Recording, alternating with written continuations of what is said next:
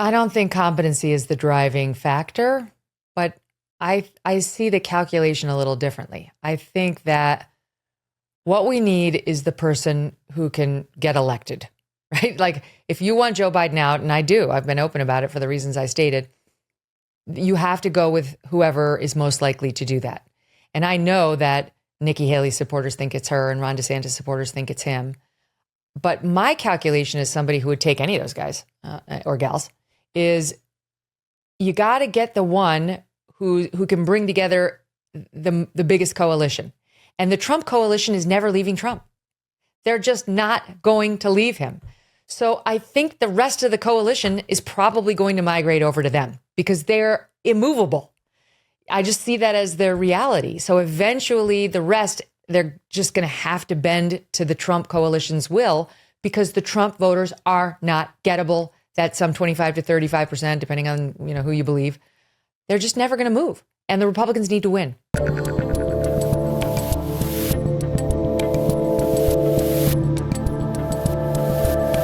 I'm Dave Rubin. This is the Rubin Report. And you know what? This woman just does not need an introduction. Megyn Kelly, my friend and actual, I'm going to consider you a journalist. I'm not sure that's what you consider yourself anymore. Hello. How are you, my friend?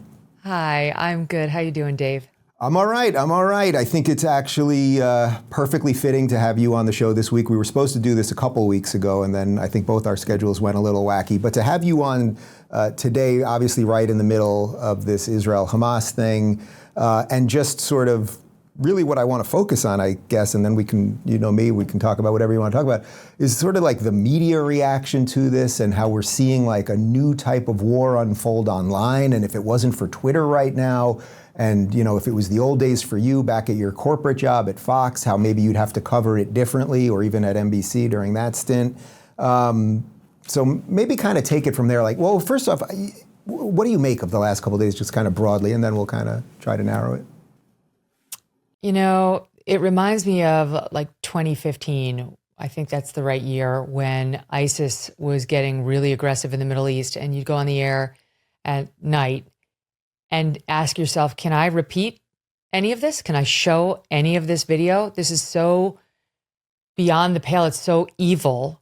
We're not going to show them burning people alive in cages. We're just not going to do that. And there were certain lines that you wouldn't cross as a news organization, on cable. And I'm having that same feeling now. Like, can you show the absolute rape and murder and torture of human beings in Israel? Should we? And I've been watching my friends in the media make their own decisions in our digital lane, which has different rules now. You do have more freedom if you make the editorial choice to show it. And we've been debating it internally. We can show it. It's just there's only so much the human heart can take. Mm-hmm. I don't know. I'm sure because I know you've got people you love there. But even I, as somebody who's got more distance between me and Israel and the actual events, but just a supporter of Israel, have been walking around with just such a heavy heart over the past few days. It's affecting everything. It's affecting the way I'm interacting with my family, with my friends, my sleeping. Yeah. That's with all the distance in the world between me and the events, every inch closer, and it's even harder. So at some point, I do think over here, we've been showing some of the tapes, not all. You have to make a decision to protect yourself and your well-being and be able to report on it, without feeling the heaviness of it. Otherwise, you can't get through it. You saw that reporter, the Israeli reporter today, trying to report, as a professional on the babies. Mm-hmm. A phrase, I don't know if it's ever been uttered before in news coverage anywhere. Decapitated babies? I don't know if anybody had ever even considered that horror. And then you find 40? How do you go on with your life? How do you do anything other than take up arms against these people? And so I fully understand what I am seeing online with people saying, Gaza must be razed. That's it. Mm-hmm. There should be no more Gaza. It should look like a parking lot when Israel is done with it. That is how I feel too. And the only thing that would dissuade me from that feeling is if it's going to lead to more destruction for Israel and her allies, if it's going to provoke Iran or Hezbollah even more and cause more headaches for Israel, because That to me seems like the only, quote, proportionate response to what's being done. Yeah, proportionate. I've really come to hate that word. It's a disproportionate response. It's, oh, so you murdered and raped and burned and beheaded our children and our women and everything else. Let's say 1,000. Can we get 1,000 of your people so we can proportionately do those same things? I mean, how much of this, now that you're on this side, on the media side, where you fully, I know that everything, well, even when you were on Fox, I know you personally, so I know everything was coming out of you, Megyn Kelly, yourself, and you were saying what you believed. But now in the total freedom to do this the way you want and have those conversations with your guys about how much of this can we show and how much can I deal with and everything else. How different is that than maybe when you were in the corporate side of things? I mean, I will say that when I was at Fox, they were very pro-Israel and they were never hesitant to show what was being done to Israel by its enemies, Hamas included. So I never felt constrained there. And certainly when ISIS was enacting its atrocities, we didn't show everything. It was just, again, it's just too much, and there are rules on cable. But we showed a lot, and we didn't go easy on them. At NBC, I was lucky enough not to have this kind of thing pop up in my very limited time there, nor would they have been expecting the 9 a.m. show to do it. So I wasn't forced into this kind of decision making. So I think that's fortunate for me. I'm seeing it more right now with the mainstream media and the choices they're making, the editorial choices they're making. Yeah. They're going and have gone exactly the same way that we saw them go during BLM, during these other, massive conflicts that have divided us. And this just shouldn't be one. This just shouldn't be one. This should just be like, there's a reason Joe Biden sounds, for the most part, like you and me right now. It was right? shocking. There's very few things. It was shocking. It was right before we're taping this, yeah. Yeah, where we would all sound the same. Now, we can talk about his remarks, and I don't think he went far enough, but his core message was a good one, and I agreed with what he was saying. What's happening where you and Mark Levin and I and the guy who runs, the ADL, the green-black guy, all agree, but the Washington Post and Forbes and all the college campus groups are saying something very different. It's like the media and the academy that's been co-opted by the wokest of the woke. And as we've known for some time, that doesn't include Jews. It doesn't include Jewish people. As Barry Weiss once put it to me, we don't rate, we don't count. We're not on the list of protected classes, even though we are technically a protected class. Right. Well, you can't have a minority that succeeds. It breaks the entire intersectional calculator. They like their minorities on their knees basically forever. I mean, that's kind of how it works. Coming from, I just want to hit the mainstream media thing one more time, because I actually think that this moment is like, to me, it's actually causing a massive shift, almost the final shift in what we needed, where the mainstream media will not be relevant anymore and the online will be. But I'm also a little concerned because, there's an awful lot of people who talk for a living that have no idea what they're talking about and know nothing about history and have huge audiences and confuse people either intentionally or not. What do you think we do about that? Like, we can bash mainstream media all day long and this or that, but what do we do about this other thing where it's like, you're pretty damn good and you're on the short list of people I trust, and I guess a couple people like me, but like, we're not perfect, and now people are going to anybody that has a webcam, which is basically everybody. Well, and on, X, formerly known as Twitter, it's a similar problem in that now that it's been monetized and you get more money if you've signed up for that, which I haven't, you get more money if you get more engagement. So it's in your interest to just be as provocative as possible, and you line your pockets that way. So that's problematic. I mean, I'm a capitalist. I'm not against people making money, but the system is set up in a fraught way. And you could argue the same is true writ large. Cable news does better. If it bleeds, it leads, that kind of thing. And so you have to find, ideally, somebody who, you've done very well. I've done very well. I don't need this paycheck in order to survive. I need my integrity to look at myself in the mirror every morning. So you have to find a person like that. It doesn't have to be me or you, but you have to figure out whether this person's there for dollars or whether they're an honest broker, and whether they tell you the things you don't want to hear, even when it hurts what you know is the anchor or the host's side, right?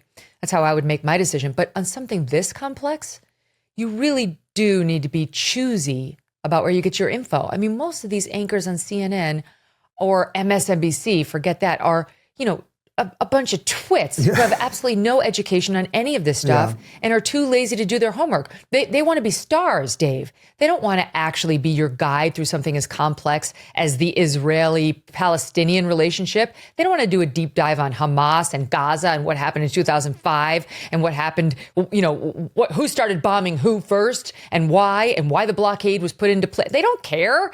They want what gets them clicks. And what gets you clicks amongst the young people today is to say that Israel is a colonializer and that they're the oppressor and that you're on the side of the oppressed, because that's what's hip today. You're a BLMer and they're oppressed, and you're on the side of the LGBTQ people because they're the oppressors, they're not aggressors.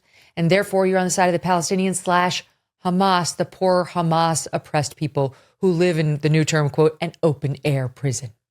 Gays for Palestine is very different than Palestine for gays. That's what I always tell everybody. It's like, come on. Just a simple Google search would help you out so much before these idiotic posts, young people. Yeah, God, does it seem to you in a way that the reason we got to this moment was not just, well, putting aside like there are genocidal organizations and there's hate and like that kind of stuff, but this moment now where we're at with media and where we're at with confusing children about their gender and where we're at with open borders, like all of the stuff, that this was obviously going to be where we were going to get to at some point. Like that's what I've been feeling the last couple of days. Like suddenly it's here. It feels like something new is here. And I've sort of been just like, oh, of course we were going to get here. What did you think, when I see the Hamas rallies in New York, in Times Square?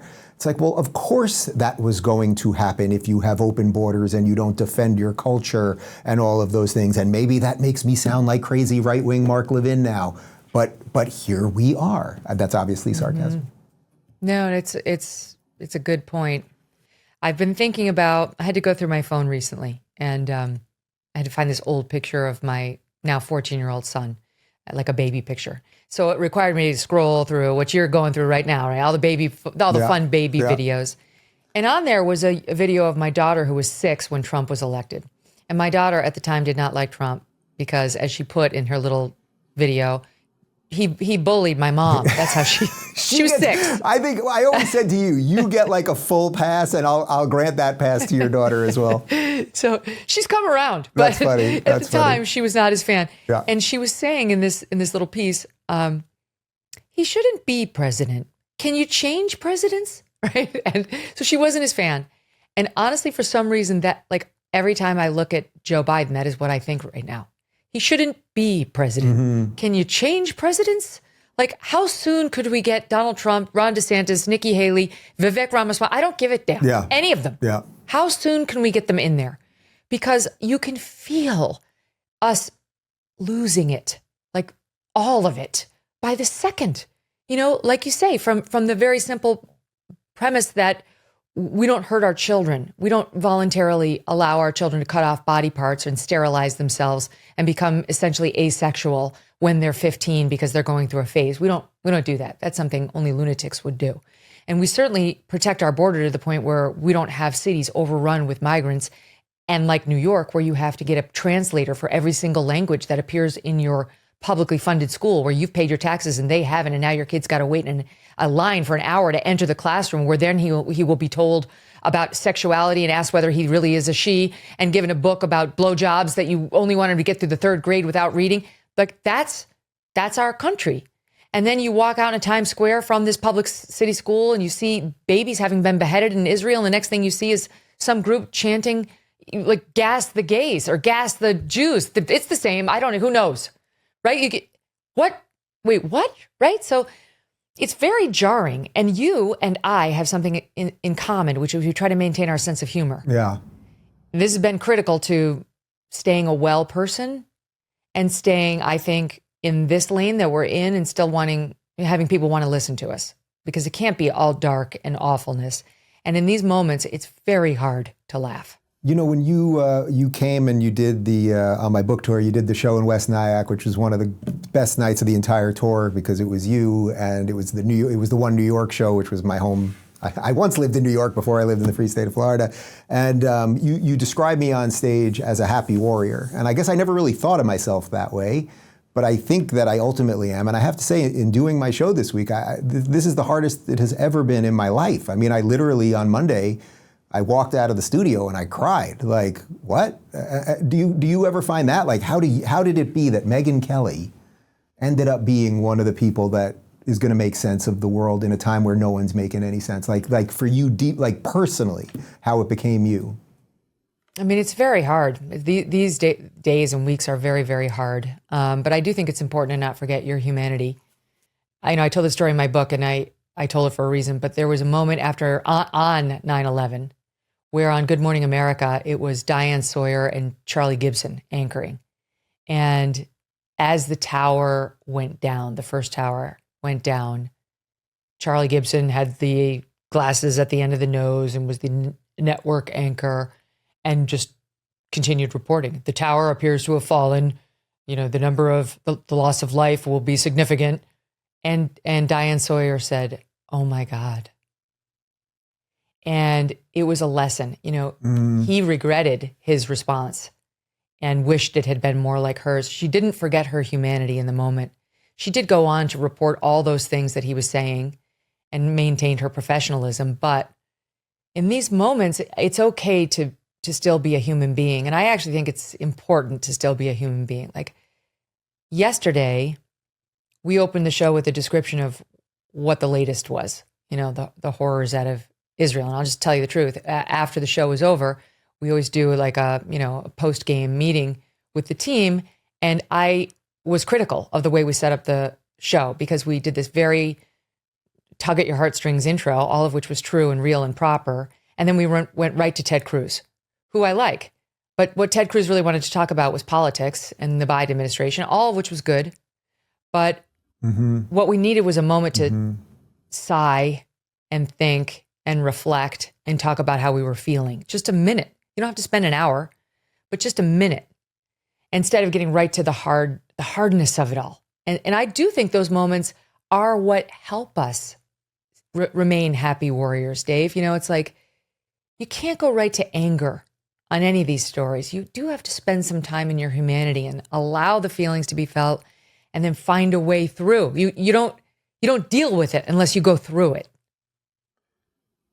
Do you think we will, do you now think we're just in this for a while? Like, do you sense that sort of shift that I'm talking about in the world? That I just don't think that this thing's going away for a while. I don't even mean just the specifics of the violence. I mean just like whatever it is now unearthing. I sense we're in it for a while. And then you throw a presidential election, which is still 13 months away. I mean, everyone thinks it's tomorrow and it's 13 months away. Like, it seems to me we're now stuck for a bit. Yeah. I think for a bit, but I am very hopeful that a change in leadership at the top can change things. I am. Now, look, I'll be honest. Trump brings with him such a bag of, baggage that will add a new level of chaos to it all. There's just no question about that. So I do think another Republican leader would probably bring less of that chaos. But who's kidding whom? Like, if President Trump were in the office right now, do any of us believe this would have happened? No, I don't believe that. No. As critical as I have Ukraine, been, right? 100% I'm with you. Yeah, we wouldn't have had Afghanistan. And I realize he wanted to withdraw from Afghanistan, but I don't believe for 1 second that he would have done it the way that Joe Biden did it. And I think he would have changed his mind if he had seen any sort of wobbling by the Afghanis on the defense force. But so I don't think we would have had Afghanistan. I don't think we would have had Russia and Ukraine. And I don't think we would have had this atrocity with Hamas.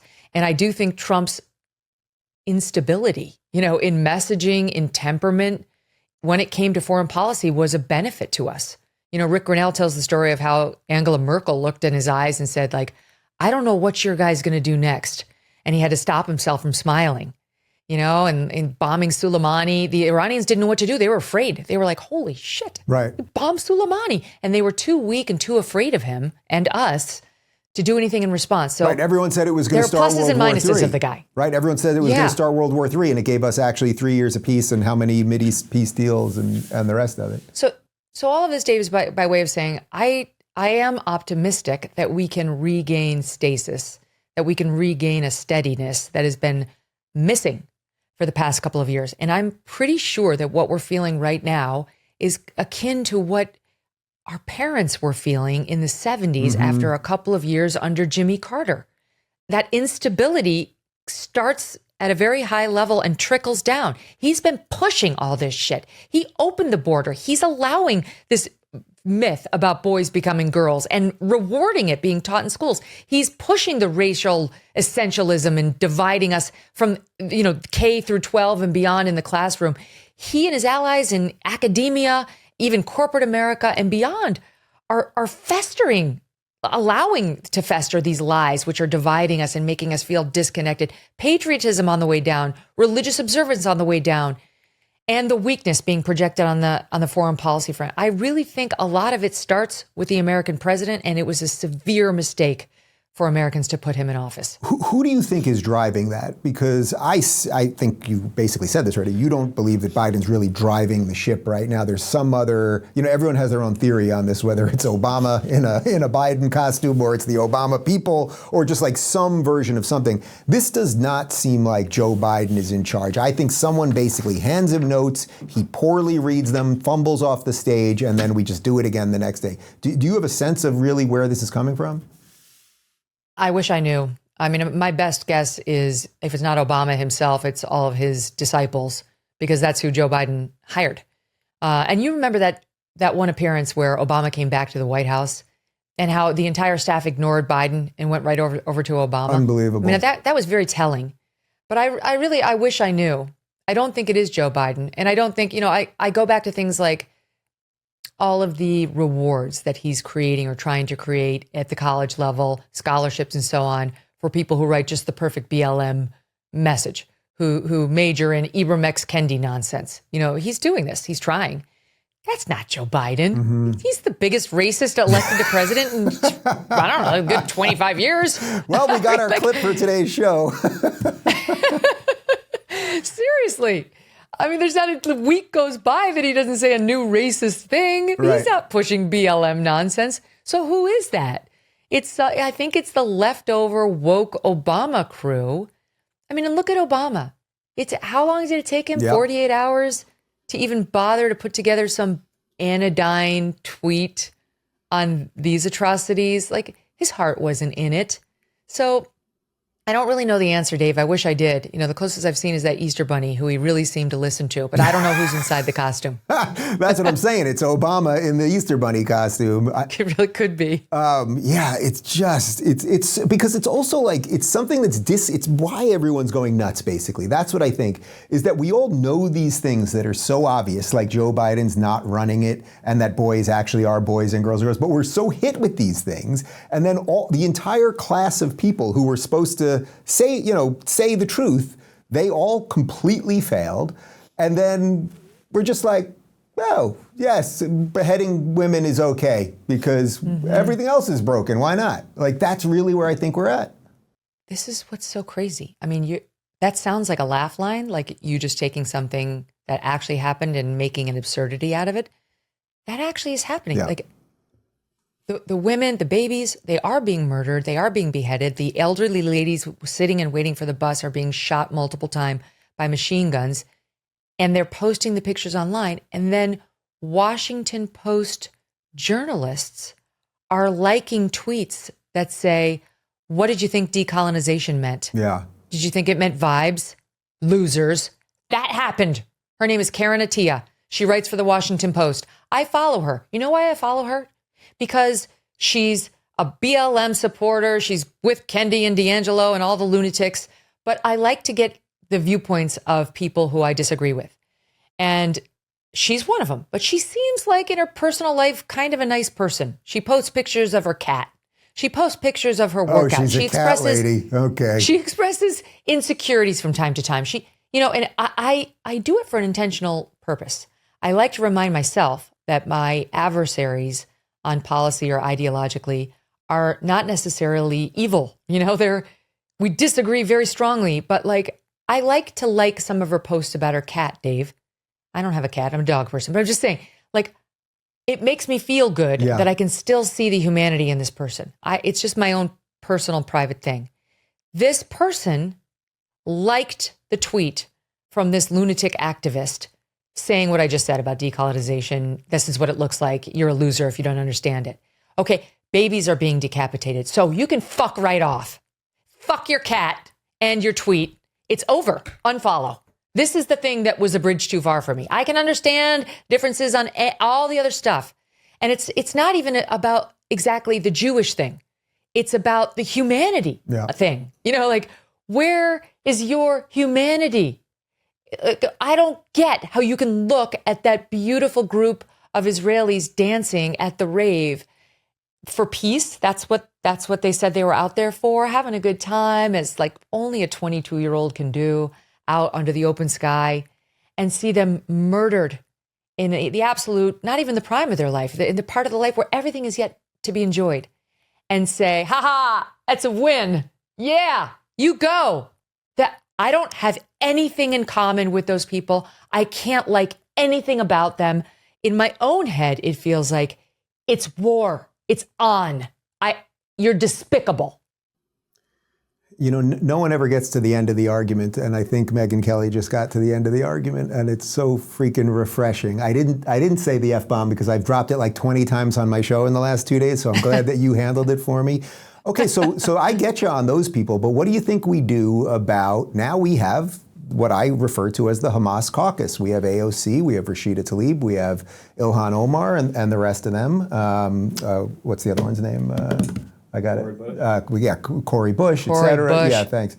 She's such a faker. No, at least a couple of those are Palestinian American. Cori Bush, she was like living out of her car and posting BLM slogans 2 minutes ago. Yeah. Now she wants us to look at her as an authority on Israel-Palestine. Sure. Oh, sure, Jan. Okay. But what do we do about these people? Look, you know how I feel about free speech, but I think we are getting perilously close, where if you constantly defend people who are calling for genocide and murder and beheading babies and everything else, and always excusing it, and then you connect that to the people that are in Times Square calling for all these things and showing Nazi flags, I don't think this is exactly the neo-Nazis marching in Skokie, Illinois, and the NAACP standing up for them anymore. I don't think that's where we're at. I think we're veering into something else. What do you think? What do we do about this? Do you think their allegiance is to the Constitution that they swore to protect? I'll say this. My first instinct is I like that they're posting these tweets. It completely exposes them in a way that, few other, like, they've done controversial things. It's been pretty clear. People like Ilhan Omar are anti-Semites for a long time, if you've been paying attention. But this is just so clear. Like, it's kind of good to see them posting these statements and really taking away all doubt. It's wonderful, actually.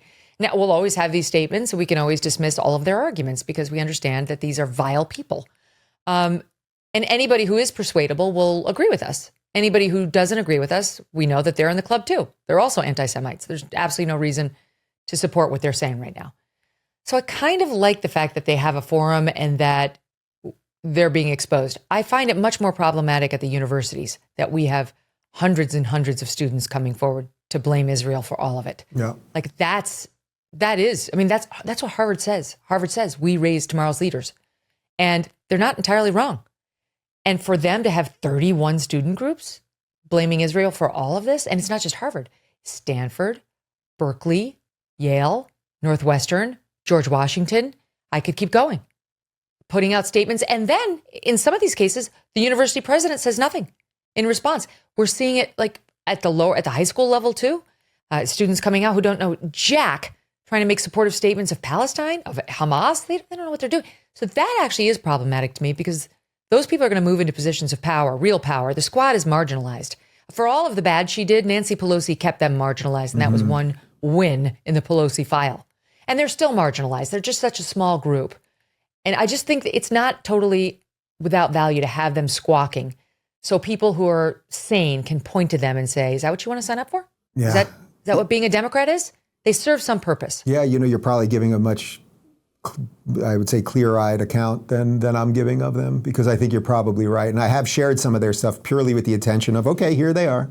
All right, this is them. What are we going to do? We're not going to jail them. Here we go. But I don't want to get too much into the Trump DeSantis thing and all that, but I do want to ask you a little bit about your interview with Trump, because it was spectacular. I've told you that privately and publicly, but also because he went after you personally years ago. Your daughter did not like him and now has, I guess, come around a bit.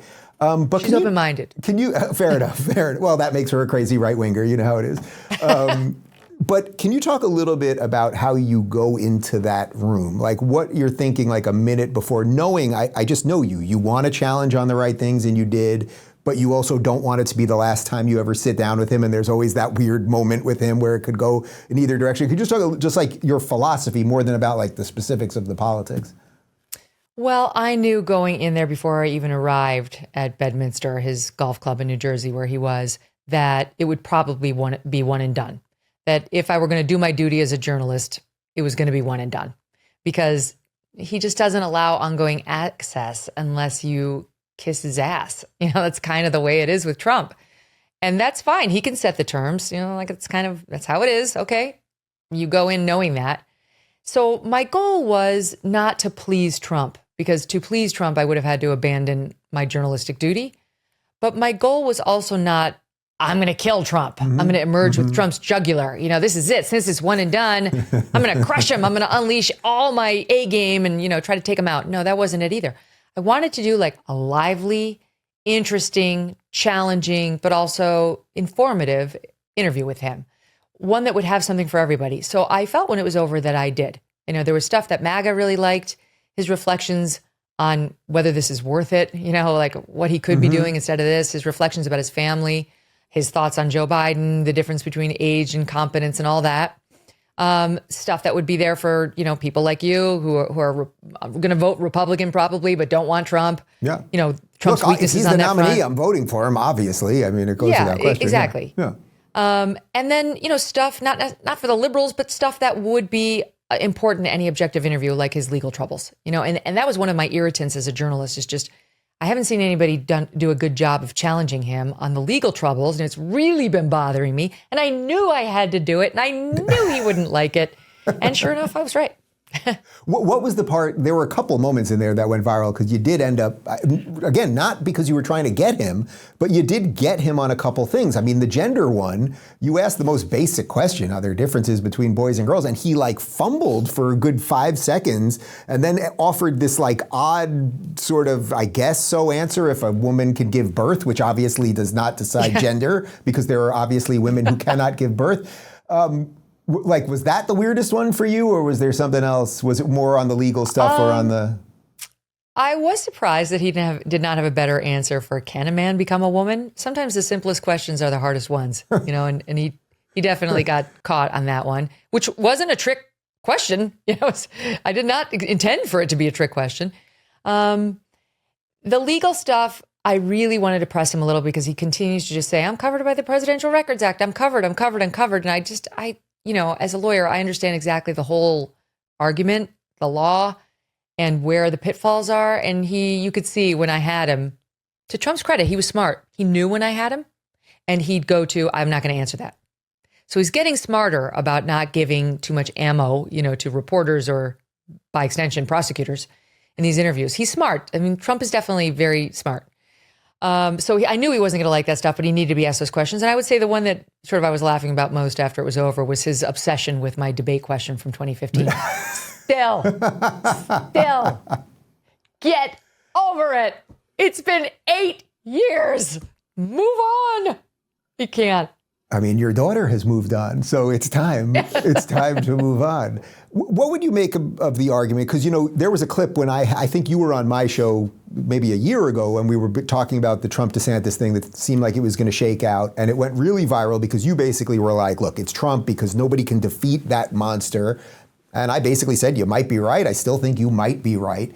But it seems to me that right now, at this moment, for having everything we just talked about, we need someone just hyper competent and clear and no BS that can deliver the message without the bullshit and all of that stuff. And it's very obvious to me there's a guy that can do that. You did interview him, by the way, to DeSantis. It took a little while, and you were critical of him beforehand, and he did it as well. Do you think enough people care about competency anymore? And maybe that's part of everything that we've discussed here in terms of the collapse of all this stuff, that really we kind of just do want the reality show and not the competent one, so we'll get exactly what we deserve?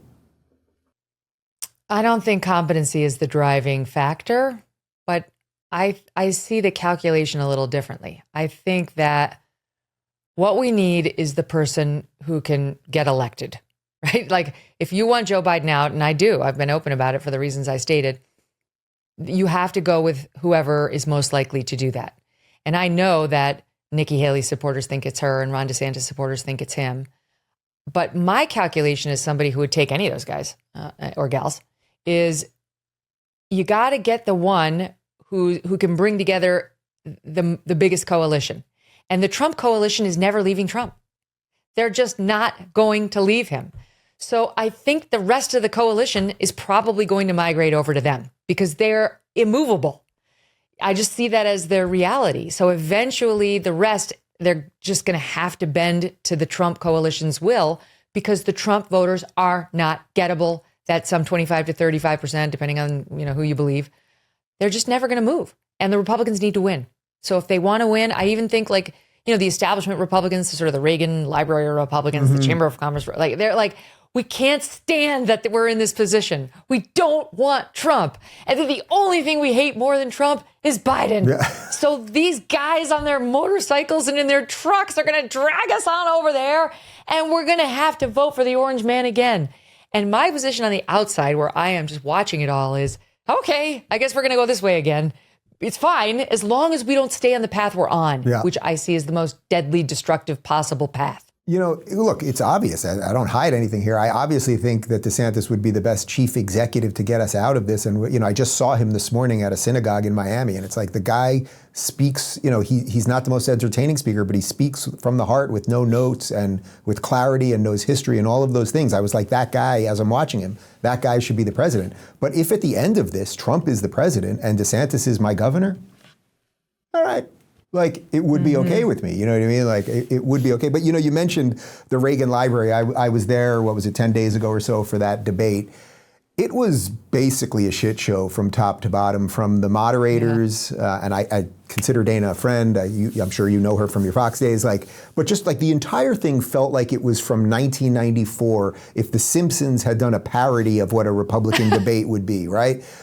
Did you watch it thinking, man, none of this, you give me Megyn Kelly and Rubin and throw in Michael Malice or whoever you want, debate as the moderators, and people might have learned something, including the people on the stage. Is that machinery just completely broken and calcified and done, but they just won't throw it? It was that night. Yeah. I wouldn't say it's done as a mechanism. I think it could still work, but it didn't that night. I mean, there were so many things that were wrong. The moderators had no control. It's not to say that it's easy, but you should at least try. You're not there to serve the presidential candidates. You're there to serve the audience. You're the traffic cop. Do it. Do it. Sorry, you may not like your job. You may think you might seem a little rude, but that's part of the art of it, is sort of trying to thread that needle between being respectful of the audience at home and making sure that the candidates can be heard and not being, too overbearing and acting like, a bully who everybody hates. I don't think any of them had ever hosted a presidential debate before, and it showed. The woman from Univision was an embarrassment. Yeah. And it was I don't know why Fox agreed to partner with Univision. I really don't. It was, people are online saying, oh, no, they didn't have any choice. It was the RNC. That's not true. I'm here to tell you that's not how it works. Oh, interesting. Fox 100% could have said, we're not going to partner with them. Who do you think was paying for that debate? You think it was Univision? It wasn't. It was Fox News, which has more money than everybody. And so it was Fox News' money, and I'm sure Univision paid some small paltry amount to sort of partner on it. And it would have been up to Fox as the big money maker, payer, to say, we don't want them. We want somebody else. There's a million places you could do it. The Wall Street Journal, like they did on debate number 1. There's a lot of conservative outlets you could partner with. Daily Caller, what have you. Probably wouldn't because it's Tucker. Whatever. There's a lot. Right. They chose them. And then they let this woman run wild, and she ruined their debate. That lunatic ruined their debate. Yeah. And by the way, it's like Dana and Stewart, better than the Univision lady, but I'll just leave it at that. I mean, that question about the survivor, it was beneath the dignity of the debate, of the candidates, of the anchors. I don't understand how it didn't wind up on the editing room floor. And I'll tell you, it's both of these debates that we've watched so far have made me say the same thing, which is, forgive me, because it's a little self-aggrandizing, but I miss Brett, Chris Wallace, and yours truly sitting down together and coming up with the toughest, best, but most on-point debate questions we could. And the way we used to do it was we would split it up into amongst the three of us. We would choose our subjects because we all had our favorites. Like Brett always liked foreign policy. I always loved social issues. Wallace always liked economic issues. So we never really fought over who's going to do what. And you sort of have your first choice, and then you divide the second choice. Anyway, it always worked out. Then you go back to your respective dens, and you'd work out the toughest questions you could. And the brain room at Fox would give you all the background information you needed on your favorite issues and your candidates. And then you'd meet, and you'd come up with, here's my list. Here's where I've gone. And the other two would just murder board your questions. Not tight enough, too weak, too easy, too nasty, too not nasty enough. And then the debate team, Bill Salmon, Chris Direwalt, those are dirty names now amongst some of the hardcore MAGA crew because they were behind the Arizona call. Oh. Decent, honest journalists. Fox never should have gotten rid of them. Anyway, they challenge you even more. They tighten it up even tougher. And so by the time you got out there, you had these gleaming, sharp, beautiful questions that had come from your heart and your brain, but it had been polished by a whole team of people you respected. And when I asked my question, or Chris asked his question, or Brett asked his question, the three of us would be beaming with pride because we all had a hand in it in some way, shape, or form, and we all trusted the others to not back down and to be strong and to be a good representative of Fox News and of the audience watching. And all I can tell you is I've been sorely missing that whole thing. How many of those did you do? 5. Yeah, man, give it to Megyn Kelly. I'll send a letter to somebody. I don't know that anyone's responding to my letters. Let me ask you something else that I think it just popped in my head as you were saying something. This is probably more what I would ask you offline, but we're on camera, why not?